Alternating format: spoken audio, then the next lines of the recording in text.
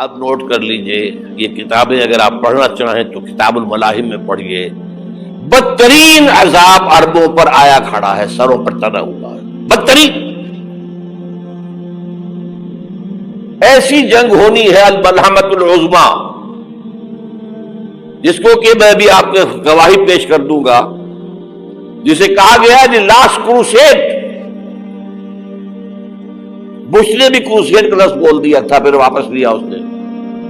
نکل جاتی ہے جس کے منہ سے سچی بات مستی میں، فقیہ مصلحت بین سے اور ہندے بادہ خار اچھا، کروسیڈ کہہ کر پھر واپس لیا۔ یہ کروسیڈ، اس کے اوپر جس قدر نقصان ہونا ہے عربوں کا، گریٹر اسرائیل بنے گا، یہ عراق، شام، اردن، سعودی عرب کا کچھ شمالی علاقہ، ترکی کا جنوبی علاقہ، مصر کا صحرائے سینا، اور اس کے ساتھ ہی جو بہترین اس کا زرخیز ترین علاقہ ڈیلٹا آف نائل، یہ سب یہودیوں کے قبضے میں جائے گا۔ اس کو حدیث میں کہا گیا الملحمۃ العظمی۔ عیسائی 80 علم لے کر اے مسلمانوں تم پر حملہ آور ہوں گے، اور ہر علم کے نیچے 12,000 فوج ہوگی، 9.5 لاکھ فوج۔ یہ نیٹو کی تیاری کس کے لیے ہو رہی ہے؟ جب یو ایس ایس آر کا خاتمہ ہوا تو پوچھا گیا تھا نیٹو چیف سے، اب کس لیے؟ تمہارا وہ دشمن تو ختم ہو گیا، اب ہمیں اسلامک فنڈامنٹلزم سے نمٹنا ہے۔ وہ جانتے ہیں خطرہ یہی ہے، اب اسلام ابھر سکتا ہے، مسلمانوں کے سینوں کے اندر وہ آگ ہے، اوپر خاکستر آ گیا ہے، تم پہ اٹھانا بیٹھ رہا، یہ اندر تو انگارہ ہے، اوپر سے راکھ ہے، اس سے دھوکہ نہ کھا جانا ان کے دلوں کے اندر۔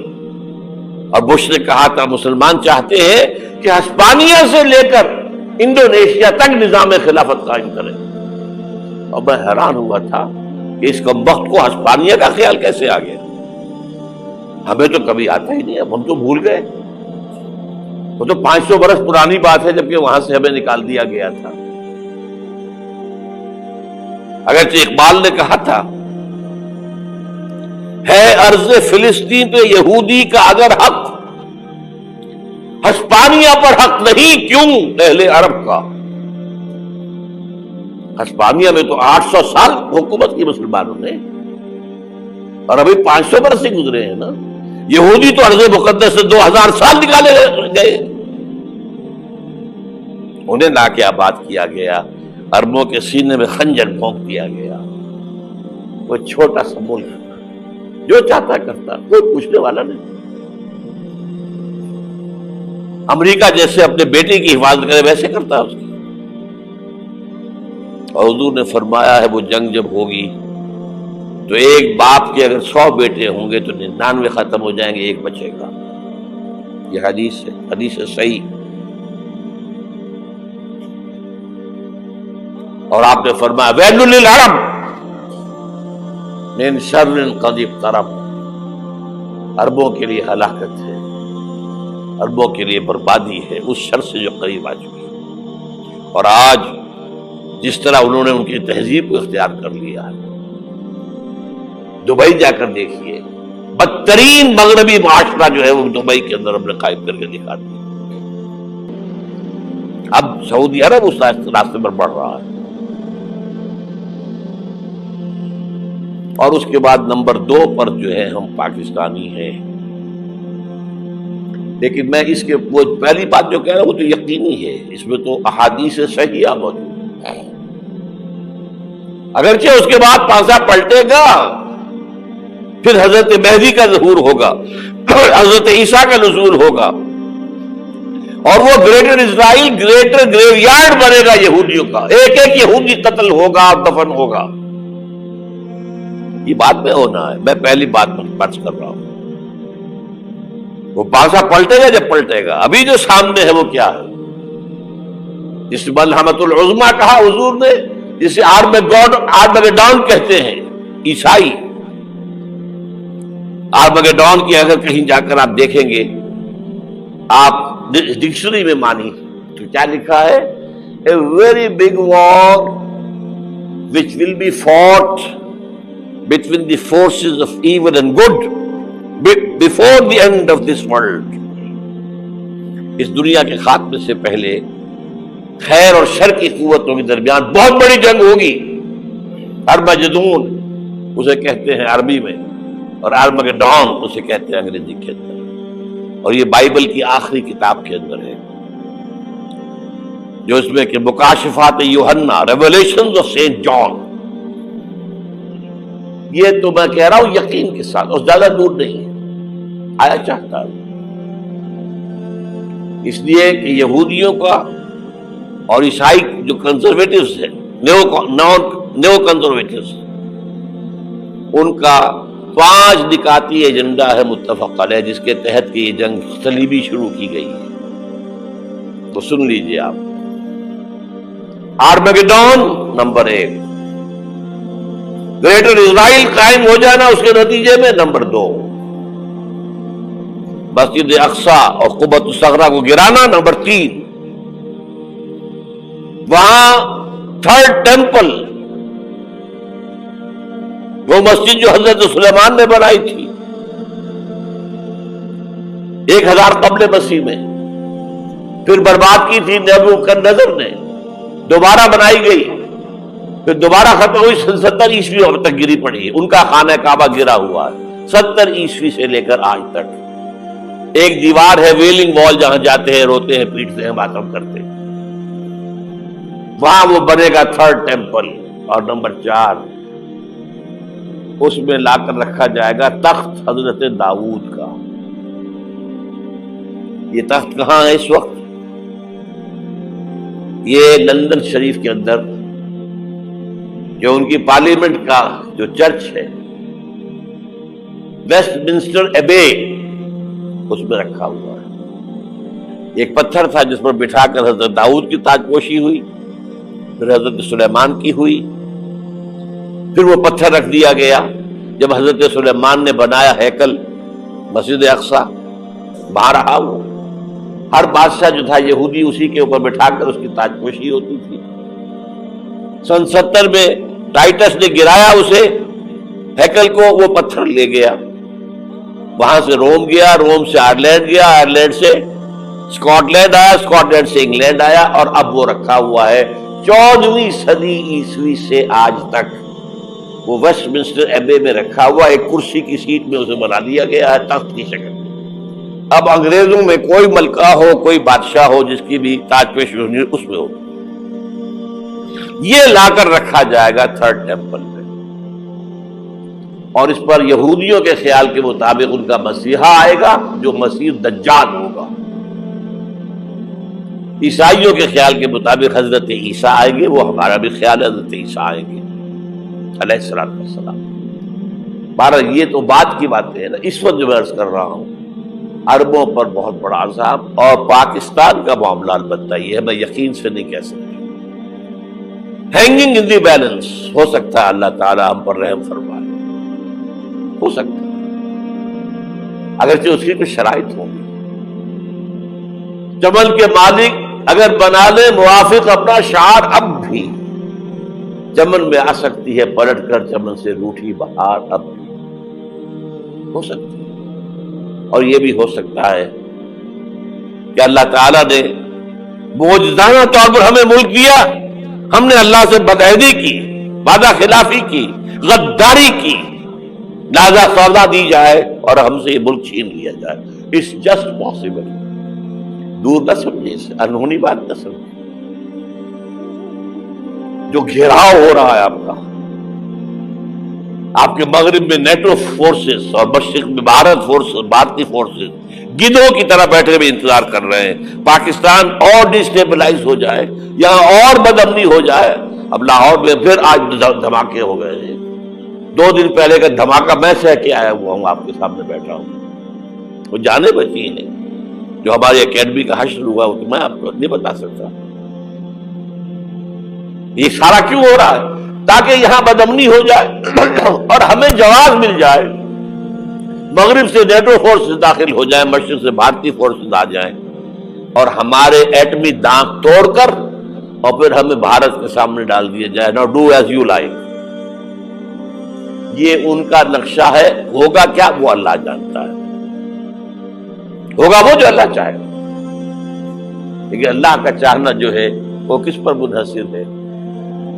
یہاں انقلاب برپا کرو، یہاں اسلام لاؤ. اگر دھندوں میں لگے رہو گے تو وہ خود بخود نہیں آ جائے گا انقلاب. صحابہ نے جانیں دی تھی، کتنی تکلیفیں اٹھائی تھی. 12 برس تک مکی دور کے اندر با نشہ درویشی در ساز و دمادم زن، جو پختہ شبی خدرا بر سلطنت جم سن. یوم طائف یاد ہے جو حضرت عائشہ فرماتی ہے کہ میں نے پوچھا تھا حضور سے کہ یوم احد سے زیادہ سختی بھی آپ پر کبھی آئی؟ یوم احد پر کیا ہوا تھا؟ تلوار کا وار پڑا تھا آپ کے چہرہ مبارک. یہ جو رخسار کی ہڈی ہے اس کے اندر وار گیا ہے. اوپر خود کی 2 کڑیاں تھیں، وہ اس میں گھس گئیں. 2 دندان مبارک شہید ہوئے. وہ خود کی کڑیاں ایک صحابی نے اپنے دانتوں سے پکڑ کے کھینچنے کی کوشش کی، دانت نکل گئے، وہ نہیں نکلی. کیا جتن کر کے نکالی گئی ہوگی تو خون کا فوارہ، اتنا خون گیا ہے کہ آپ بے ہوش ہو گئے، گر گئے.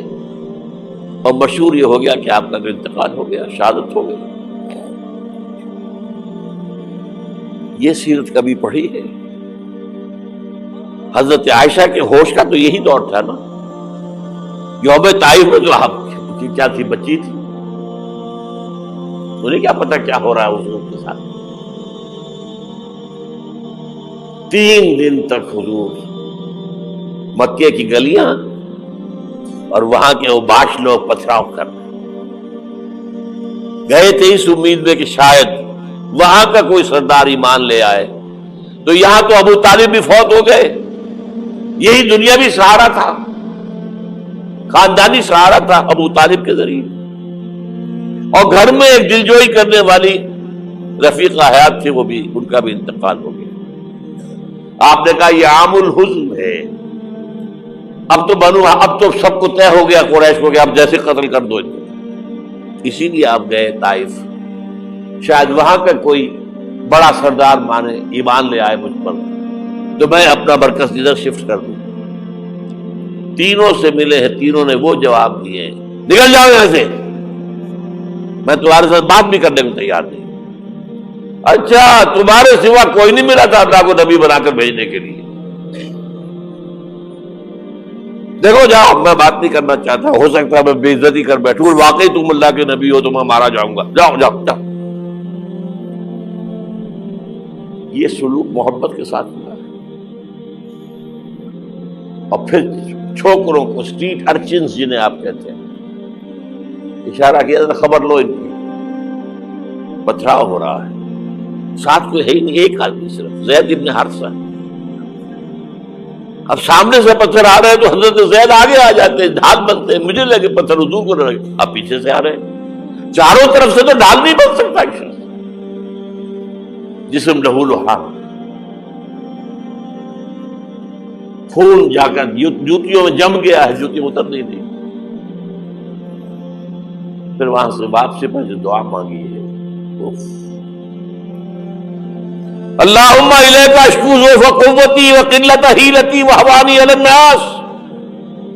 اللہ تیری جناب میں فریاد لے کر آیا ہوں اپنی قوت کی کمی کا، اپنے وسائل کی کمی کا، اور جو ذلت و خواری ہو رہی ہے لوگوں کے سامنے.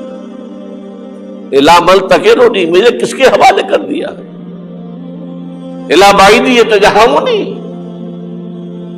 یہ میرے اوپر ہجوم کر کے آ جائے، حملہ کرے. اور عدو من لگتا ہمرے، یہ دشمن کے حوالے میرا معاملہ کیا ہے، جو چاہے کرتے وہ. لیکن پھر عبدیت غالب آتی ہے. ان لم یکن علی غضبک فلا ابالی. اللہ اگر تو ناراض نہیں ہے تو مجھے کوئی پرواہ نہیں. سر تقدیم خم ہے جو مزاج یار میں آئے. مجھے اندیشہ یہ ہے کہ تو ناراض تو نہیں ہوگی. یہ تکلیفیں جھیلی ہے. سینکڑوں صحابہ نے جانوں کا نذرانہ پیش کیا ہے. احزاب کی جنگ میں فاقوں پر فاقے ہو رہے تھے اور ان فاقوں کی حالت میں خندق کھودنے کا حکم ملا ہے. لوگوں کی کمریں دوہری ہو رہی ہیں، پتھر باندھے ہیں اپنے پیٹوں سے، اپنے چادروں کے ساتھ کس کر کمر دوہری نہ ہو جائے. اور جب صحابہ کدالیں چلا رہے ہیں تو کیا کہہ رہے ہیں؟ نحن الذین بایعوا محمدا علی الجہاد ما بقینا ابدا اللہم لا عیش الا عیش الآخرہ. صحابہ کہتے تھے ہم وہ لوگ ہیں جنہوں نے محمد سے بیعت کی ہے کہ جہاد کرتے رہیں گے جب تک جان میں جان نکل جائے تو بات اور جان ہے، چاہے ابھی بھوک سے کمر دوڑی ہوئی جا رہی، جان تو ہے. اور ایک دفعہ کہتے تھے اللہم لا عیش الا عیش الآخرہ، اے اللہ عیش زندگی تو آخرت کی زندگی ہے. اور حضور فرماتے تھے، حضور کے بیٹھے ہوئے نہیں تھے گاؤں تکیہ لگا کر، پتھر اٹھا اٹھا کر خندق میں سے لے جا کے باہر پھینک رہے تھے. جب صحابہ کہتے ہیں اللہم لا عیش الا عیش الآخرہ، حضور فرما رہے ہیں فاغفر الانصار والمہاجرہ، اے اللہ ان انصار اور مہاجرین کی مغفرت فرما دو. پھر حضور کی خدمت میں کچھ لوگ آئے، حضور اب یہ فاقہ ناقابل برداشت ہو گیا، دیکھیے ہم نے یہ پتھر باندھے ہوئے اپنے پیٹ کے ساتھ. حضور نے کرتا اٹھا کر دکھایا، وہاں 2 پتھر بندھے ہوئے. یہ ہے سیرت النبی. آپ کس چیز کو سیرت النبی سمجھتے ہیں؟ بہرحال اس موضوع پر میری ایک کتاب ہے منہج انقلاب نبوی، یہ انقلاب کیسے آیا تھا. اگر دل میں ذرا بھی آرزو پیدا ہو گئی ہو کہ اللہ قبول کر لے مجھے قبول کر لے اس کام کے لیے، تو وہ کتاب آپ کے لیے مسٹ